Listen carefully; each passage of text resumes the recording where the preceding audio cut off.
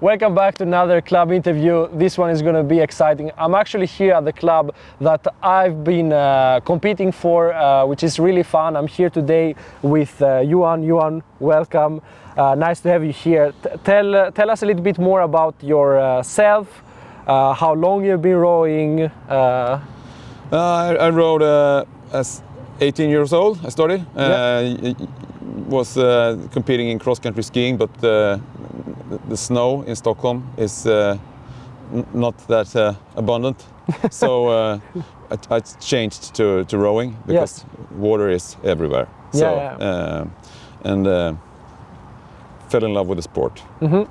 Stopped racing maybe 12 years later, and did not think I would come back here.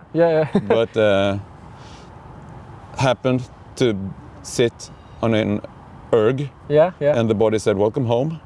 So I had to start again. Oh, that's amazing. And now, I mean, you've been here at this club for many years, like since you started. You started on this club, right? Yeah, I started on this club. You came back. 1992. And it's quite a while. So Okay, awesome. And now, Johan, you are also a little bit active in the board, and you are also facility and boat manager, you could say, at the club, right? Boat manager. Boat manager, mostly. That's, materials. That's amazing. All right. So tell us a little bit more, Johan, about like how was the situation before we started this program here at the club? How was it looking? What were you guys doing before when it came to beginners courses? Like what was the size and everything? Tell us a little bit more about that. We had one beginners course in the spring. Maybe 20 rowers. And one in the fall. About the same, 20 rowers, and almost all the time it was one coach. So one coach that managed them. So, and we never had any problems with filling the spots in those courses. So they were always full. So here the club is located really nice. We are quite central in Stockholm. It's also, I think, like for you guys maybe that are watching football, maybe you know Hammarby as a name. It's like a big brand. There is a football club behind it. So I think it's like that also draws a lot of people to the actual club. To the brand, to the club name. Both the location and the name. So that hasn't been mostly the issue. But just like you said, you have run this program with little people, and you always have had like one or two coaches involved. And that was also a little bit, I think, why we got in contact. You guys wanted to run this program. So tell us a little bit more about that. So you had one coach. What was the thing you wanted to change with that? That coach, the one coach, it's puts a lot of stress on that person. So and if we want to have other types of courses for younger kids, or if we want to have coaches for our masters rowers or our competition rowers, the one coach is already spent. He's doing a lot of stuff on the club here. And what would you say, Johan? Like, how has this affected the club? Like, if you see it more like of a broad perspective. How has this thing, like having one or two coaches only helping out, affected the club on its whole? We have more. All the rowers are kind of the same rowers. Everyone rows together here. And it's hard to get people out on the regattas because they need a coach as well. And not only the beginners. And it also like, because when I was here, I remember you guys were having also like a program for youngsters and for people that were under 18. And I think now on the later years, it have been like just too hard to fulfill that, right? Just because there are so few coaches, it's like a hard thing to fulfill. And no proper recruiting for the younger for bringing in the youngsters also.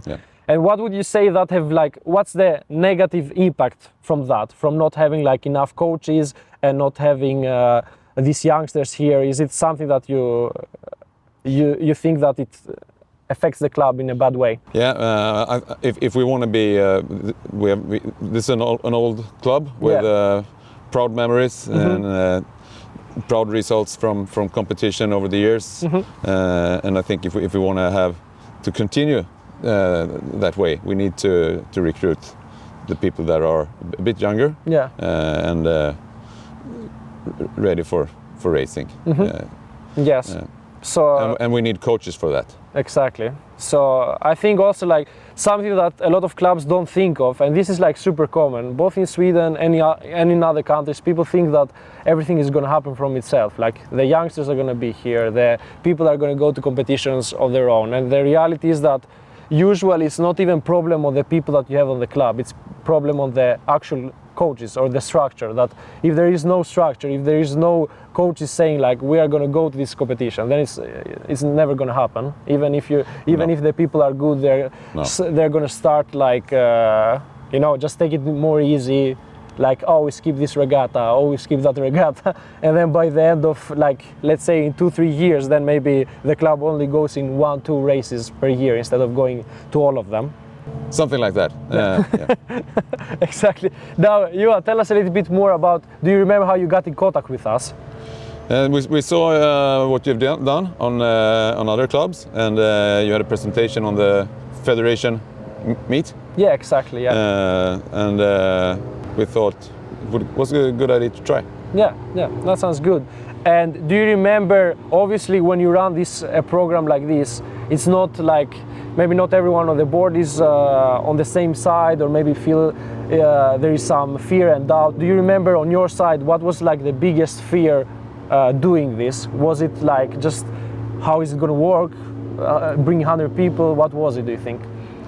Yeah, the amount of people, and the which group of people can we attract? Yeah, that makes sense. And what was something that you guys said, like, you know what, even if we have these fears, or like we know that maybe it's going to be like a challenge to handle so much more people than we have done. What was it that made you say yes to the offer either way? What do you think was the main reason to that? Actually, I missed that board meeting. You missed the board meeting? Oh my God. No.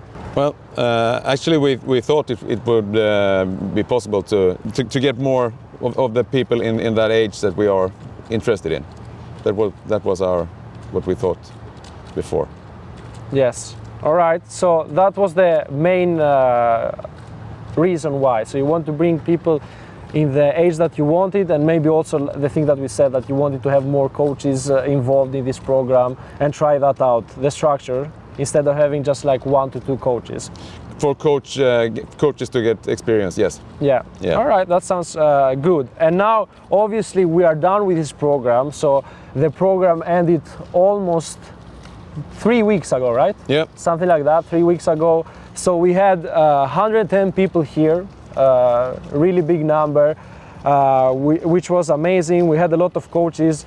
Do you remember, Johan, how many coaches there were? I think there were around 20 coaches that were involved in this program. Might have been, yeah. Which is a big difference from what you have done before, like 1 to 2 coaches helping out. And obviously some of these, because I know also a lot of clubs thinks like, okay, like where did you get 20 coaches from? So tell us a little bit more about how that went, like from having 1 to 2 coaches to having more coaches. How did that happen? Well, to coach absolute beginners, you don't have to be an expert coach. Yeah, that's true. And pretty easy to convince someone that with some experience that they have enough experience to coach an absolute beginner. Yeah. And what we see is that those rowers actually benefit from teaching others. Yeah. Because when you teach another one, makes you think about what you're doing yourself. Yeah. And it helps your own rowing. Exactly. Yeah.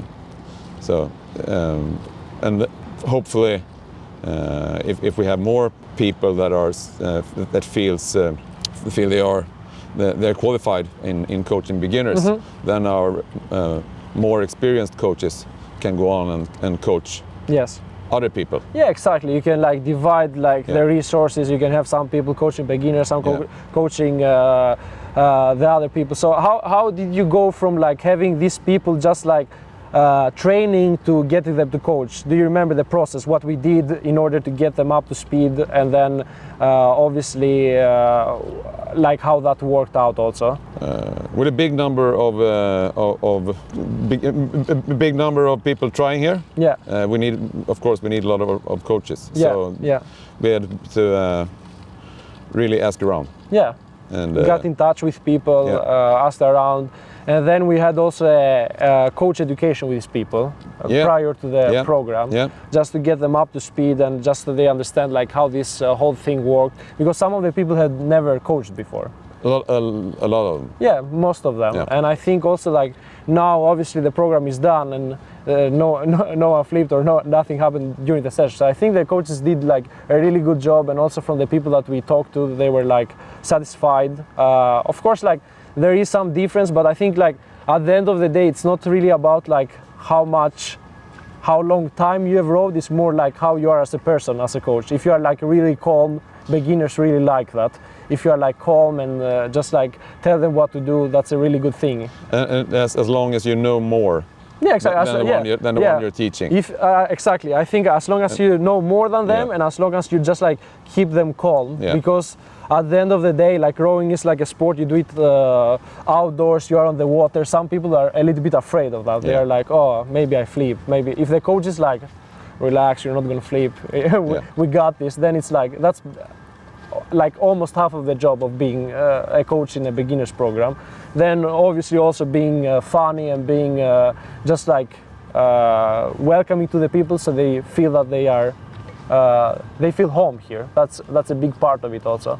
Otherwise it's not like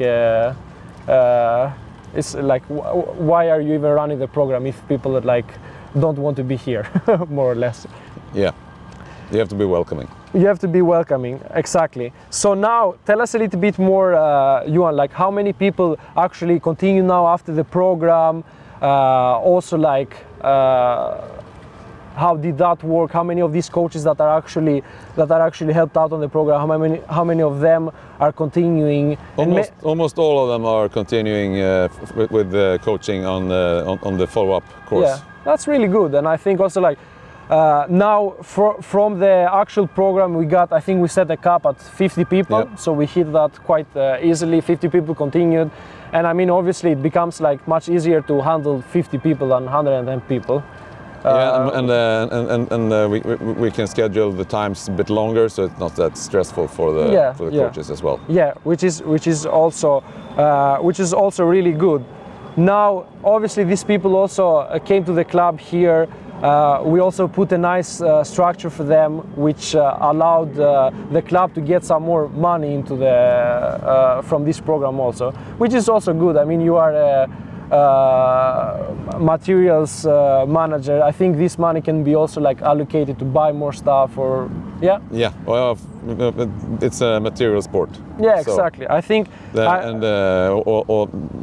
it doesn't always it's about buying new stuff. It's about taking care of maintaining the also the old stuff, exactly. But like it's expensive to have a boathouse. Change the parts that gets broken, or And how does that make you feel now that maybe you have like a little bit more room to play around? Let's say that we got this new revenue, we can buy other stuff. What do you think the club would need in terms of boats? Like, what's the next step when it comes to boats here at the club? Next step to boats here is probably changing our old in-riggers to gig boats. That's a good step. I think the in-riggers have been around here for some years now. They have done their job. they're reaching 80 years maybe. So so I think switching them out for some modern gig boats. Modern gig boats, that's going to make a huge lift at the club. Yeah. And then obviously, like the more people row, the better they become. Then you can like level up also with more competitive boats. You have already some good competitive boats. So I think the gigs are the good first step. All right, awesome. And what would you say now is something that with all these people you can do now, or you can hopefully do in the future that you haven't been able to do before? With focusing on the coaching, yeah. We have more coaches. Yeah. We can have more structure in different coaches or coaching different groups of rowers. Yeah, exactly. So you can like make better use of the coaches that you have now. Yeah. You can have like, and I know also we talked with some other members from the board that maybe it's like next summer, maybe it's time to like again open up for youngsters, so they can get the opportunity to be here, which is really good also. Now we are actually here's the fall, so we are like going into the winter. Yeah, we're not recruiting any kids now. Yeah. Now it's like maybe and also another thing that from our side, like, which was really nice to see, is that even if you guys had like a lot of people here, 110 people is quite a big course, and there is also like a place where a lot of boats passes by, but I think it worked really well, like as long as the coaches know the rules, how to like go around with the people, and you have like a motorboat out and you check on the people, there were no issues with that, which was a big relief also. Yeah, for grown-ups, this is fine. Yeah. For the kids, it's like, but I think that's what I'm saying. The coaches have done it once with grown-ups, because grown-ups that are beginners are like almost like kids. Yeah, might be. They're as close as kids as you can get to. So it was great. And now, like, next step is maybe to go with kids. That's a little bit even harder to keep track of them and everything. That sounds good. What would you say, Johan, to clubs that are maybe watching this and they want to grow, but they haven't been able to do that? What would you say to them? Is this something good, something that is good for bringing in more people? Yeah, and you have to know what you want to have. Yeah. And have the focus. What does your club need? Do your club need more coaches? Yeah. Do your club need more members? Yeah. More rowers? Or, yeah, exactly. You can get like a lot of things out of it. Yeah. Maybe I know some clubs. And of course you get both. But I know. What do you need? You can get You can get more of something, less of something. And I know a lot of some clubs. You know, they just do it for the money. They say like, oh, this is a good revenue stream. Some clubs you did it mostly for coaches. Some other do it for I want this certain age of people. Some other wants more people. I was at Akademiska. They want more people to help out on the board. So everyone is doing like for different reasons. But that sounds good. And what do you think now, Johan, is the next step for you guys? You have obviously brought in 50 people. That's quite a lot of people. Yeah. What's the next step, do you think, both when it comes to taking care of these people, but also when it comes to like the whole thing that we talked about, the coaches, and what the next step is for them? For the 50 new rowers, to get them to feel like they're a part of a family, of the Bayern rowing family. Yeah. That's the mission. Yeah. And for the coaches to keep them happy with coaching. Yeah, exactly. And not bury them in too much, but I think also that's a give them to keep on doing it and to keep learning. Yeah. Just keeping it exciting for them. I think that's also the good part of having a lot of coaches. If you have like, no matter how good of a job you do, if there are just too little coaches for a group of people, they're going to get burned out, because then it always feels like, oh, I need to be here on Tuesdays. Now you guys have like a schedule. If someone cannot be on, let's say, Wednesdays, someone else can jump in instead, which is, I think that's the biggest issue with having like too few coaches, that people get just burned out. Yeah. And that's really good. And that's really good. I think we covered the most things, Johan. It was really nice to have you here. Really nice to run this program with you guys. Nice to have you back here. Yeah. So for you guys that are watching this, we are not living anymore in Stockholm. We are living in another city. That's why we are. We have been here and just saying hi to you guys a lot of times. But it's not like we are here and train every day. but nevertheless, this is our home club, so it's nice to be back. So if you are watching this on YouTube, you can just like press on the link below if you want to hear more about these programs and maybe see if there is if this is something for you. If you are watching it on the website, you can just press on the link and then it's gonna take you to the same place. We can talk a little bit more, see if this is something for you, if this is for your club, and if it's a good fit, then we are happy to help out. So with that said, from me and Johan, thank you so much. Bye bye.